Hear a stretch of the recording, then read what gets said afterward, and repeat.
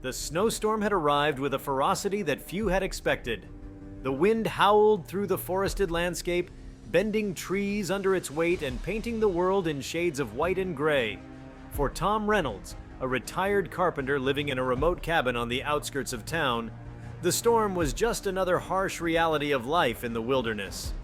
He had prepared as he always did, stacking firewood high, stocking up on canned goods, and ensuring his generator was in working order. The solitude of the storm was something he had come to cherish over the years, finding solace in the crackle of the fire and the steady rhythm of nature's wrath outside his windows.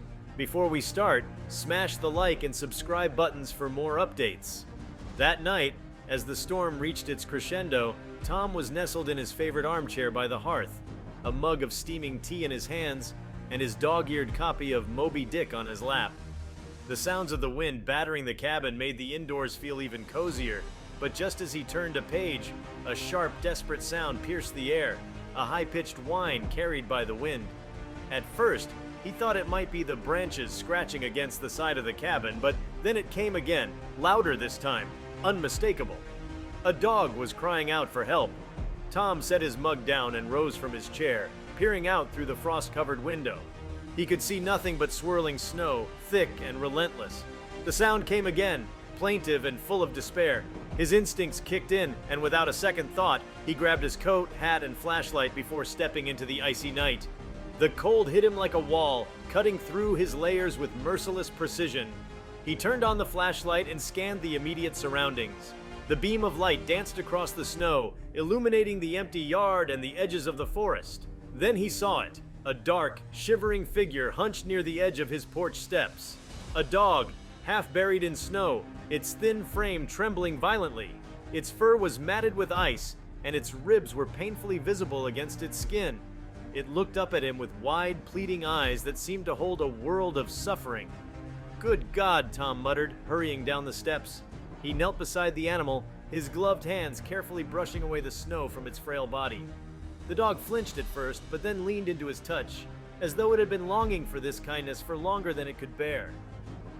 "You're frozen stiff," he murmured, his voice soft despite the urgency of the situation. "Come on, boy, let's get you inside." He scooped the dog into his arms, shocked by how little it weighed. It was as if he were carrying a bundle of sticks wrapped in fur. The dog whimpered but did not resist, its head resting weakly against his chest. Once inside, Tom set it down near the fireplace and began working quickly. He grabbed an old blanket, wrapping it snugly around the dog, and fetched a bowl of warm water. The animal lapped at the water greedily, its bony frame shuddering as it slowly began to thaw. Tom studied the dog in the firelight.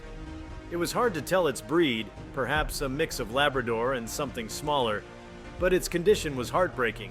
Its paws were raw, its ears frostbitten, and there were scars scattered across its body. Evidence of a hard and unforgiving life. "Where did you come from?" Tom asked, his voice low, almost to himself. "And who the hell let you get like this?" As the hours passed, the dog began to stir more, its breathing deepening as warmth seeped back into its body. Tom couldn't help but feel a pang of anger at whoever had abandoned the creature to such a cruel fate. He decided then and there that he would take care of it, at least until he could figure out if it belonged to someone. Or, failing that, until he could ensure it had a better life. The dog slept soundly through the night, curled up in the blanket as the storm raged outside. But when morning came, Tom awoke to something unexpected.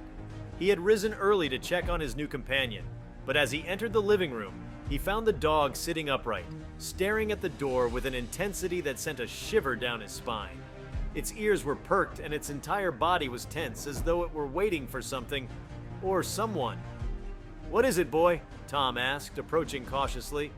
The dog turned to look at him, its eyes dark and knowing. It let out a single low growl, not directed at Tom, but at the door itself. The sound was unlike anything Tom had heard before, deep, guttural, and laced with something that felt almost human. He hesitated, his hand hovering over the doorknob. The storm had calmed overnight, leaving the world outside in a serene blanket of snow. But the dog's behavior unnerved him. What could it possibly be sensing? Taking a deep breath, Tom opened the door. At first, he saw nothing unusual, just the pristine whiteness of the landscape. But then, about 20 yards from the cabin, he noticed tracks in the snow.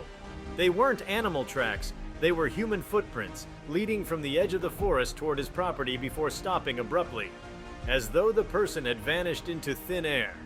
A chill ran down his spine, and he instinctively stepped back inside, bolting the door behind him. The dog had not moved, its eyes still fixed on the door. Tom felt a surge of unease. He had lived in this cabin for years and had never encountered another soul out here, especially not during a storm.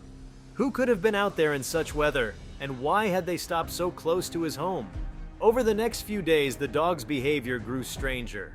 While it warmed up to Tom, following him around the cabin and even wagging its tail when he spoke, it remained hyper-alert, particularly at night. It would sit by the door or the window, staring out into the darkness with a vigilance that bordered on obsessive. Sometimes it would growl softly, its hackles raised, though there was nothing to see beyond the glass but endless snow.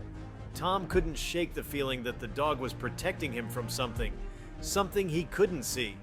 And then, one night, the truth revealed itself. It was past midnight when Tom was jolted awake by the dog's frantic barking. It wasn't the usual low growl or warning bark. This was urgent, desperate, and filled with fear. He grabbed his flashlight and stumbled into the living room, where the dog was pressed against the door, barking and growling as though its life depended on it. "What is it?" Tom demanded, his heart pounding. He flicked on the porch light and peered through the window. At first he saw nothing, but then, at the edge of the forest, something moved.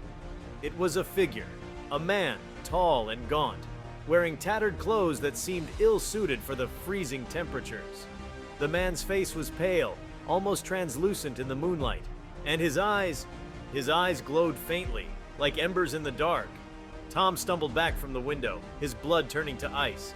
The dog barked louder, its body trembling with the force of its warnings.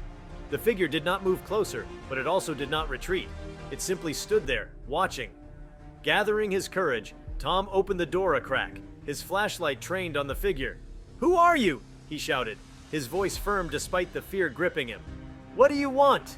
The figure did not respond. Instead, it tilted its head slightly as though studying him. Then, without a sound, it turned and walked back into the forest, disappearing into the shadows. Tom shut the door and locked it, his hands shaking. The dog finally stopped barking, though it remained tense, its eyes fixed on the spot where the figure had vanished. Tom sank into his chair, his mind racing. Who or what had he just seen? And why did the dog seem to know it was coming? The following morning, Tom decided he needed answers. He drove into town, the dog by his side, and began asking questions. Most of the locals dismissed his story as a product of isolation and an overactive imagination. But an older man at the general store pulled him aside and spoke in hushed tones. "Years ago," the man said, "there was a hermit who lived in those woods. People said he dabbled in things he shouldn't have, dark things. One winter, he disappeared during a storm, just like this one. Some say his spirit still roams the forest, searching for warmth, for life." Tom felt a chill run through him. Could it be true? Had the dog somehow sensed the presence of this restless spirit and sought refuge with him for protection? When they returned to the cabin, Tom noticed something strange. The footprints in the snow, the ones he had seen days earlier, were gone, as though they had never existed. But the dog remained vigilant, its watchful eyes never straying far from the door. Over time, the dog became a permanent fixture in Tom's life. It grew healthier, its coat shining and its body filling out with regular meals and care. But it never lost its watchfulness, especially during storms. Tom came to see the dog as more than a companion. It was a guardian, a link between him and the unseen forces that lingered in the wilderness. And though he never saw the figure again, Tom couldn't shake the feeling that it was still out there, watching. But as long as the dog was by his side, he felt a strange sense of peace, as though no matter what lurked in the shadows, he would never face it alone. Tom's life took on a new rhythm after that harrowing encounter, a rhythm shaped by both curiosity and vigilance. Though he tried to return to the calm, solitary existence he had cultivated over the years, the events of that stormy night had left an indelible mark. The dog, whom he had come to call Shadow for its dark coat and watchful nature, remained his steadfast companion, but Tom couldn't shake the feeling that their meeting had been anything but ordinary. As the weeks passed, Tom began to notice subtle changes in his surroundings. The forest, which had always been a source of serenity for him, seemed to take on a new ominous quality. The trees, tall and ancient, cast longer shadows than they once did, even during the brightest part of the day. The wind carried sounds that didn't belong, whispers faint and indistinct that seemed to rise and fall like distant conversations. Shadow, for all his newfound health and vigor, would often stop mid-stride during their walks, ears perked and body tense, as though sensing something just beyond the limits of human perception. One afternoon, while splitting wood near the cabin, Tom paused to wipe the sweat from his brow. The air was crisp, the kind of cold that bites at your lungs with each breath, and the ground beneath him was hard with frost. Shadow was nearby, chewing on a stick, when his head snapped up suddenly. The dog's ears flattened, and he began to growl, low and menacing. Tom followed Shadow's gaze, but he saw nothing out of the ordinary, just the dense wall of pines that bordered his property. "Easy, boy," Tom said, though his own heart had begun to race. He set the axe down and walked over to Shadow, placing a reassuring hand on the dog's back. "What do you see?" Shadow didn't relax. Instead, he stepped forward, his growls deepening into sharp barks. Tom strained his eyes, peering into the forest, and that's when he saw it, a flicker of movement, so brief it might have been a trick of the light. But Shadow's reaction told him otherwise. Tom grabbed his flashlight from the porch and aimed it toward the trees, the beam cutting through the gloom. At first, there was nothing, just the skeletal branches swaying in the wind. But then, deep within the shadows, two pinpricks of light appeared, eyes reflecting the beam like a predator's. Tom's grip tightened on the flashlight. "Who's there?" he called out, his voice firm but edged with unease. The eyes didn't move, didn't blink. They simply stared at him, unflinching. Shadow barked louder, the fur along his spine bristling like quills. Tom considered going inside to retrieve his rifle. But before he could act, the eyes vanished. There was no sound of retreat, no snapping of branches, just silence. The absence of the figure was almost more unsettling than its presence. He stood there for a long moment, his breath visible in the cold air, before finally retreating to the cabin with Shadow close at his heels. That night, Tom sat by the fire, his thoughts churning. The figure in the forest, the whispers in the wind, the footprints that had disappeared after the storm, it all felt connected. Shadow lay at his feet, his head resting on his paws, but his eyes still fixed on the door. Tom couldn't help but wonder if his cabin, his refuge for so many years, was no longer the sanctuary he believed it to be. Determined to uncover the truth, Tom decided to investigate the area where he had seen the figure. The next morning, armed with his flashlight, a sturdy walking stick, and Shadow by his side, he ventured into the forest. The air was thick with an eerie stillness, as though the world itself were holding its breath. Shadow moved cautiously, his nose to the ground, sniffing intently. Tom followed the dog's lead, his boots crunching through the frost-covered underbrush. They walked for what felt like hours, the trees growing denser and the light dimmer as they ventured deeper. Then, in a small clearing, they found something that made Tom's blood run cold. At the center of the clearing was a crude stone circle, its surface etched with strange angular symbols that Tom didn't recognize.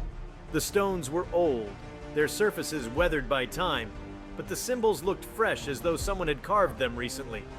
In the center of the circle lay a pile of ashes, black and fine, as though a fire had burned there not long ago. Shadow growled low in his throat, his body rigid. Tom knelt to examine the stones more closely, his fingers tracing the strange markings. They seemed almost deliberate, purposeful, as though they were meant to convey something, or summon something. He didn't believe in the supernatural, or at least he hadn't before the events of the past few weeks, but standing there in that clearing, he couldn't shake the feeling that he was trespassing on something ancient and powerful. "Let's get out of here, boy," Tom said, his voice tight.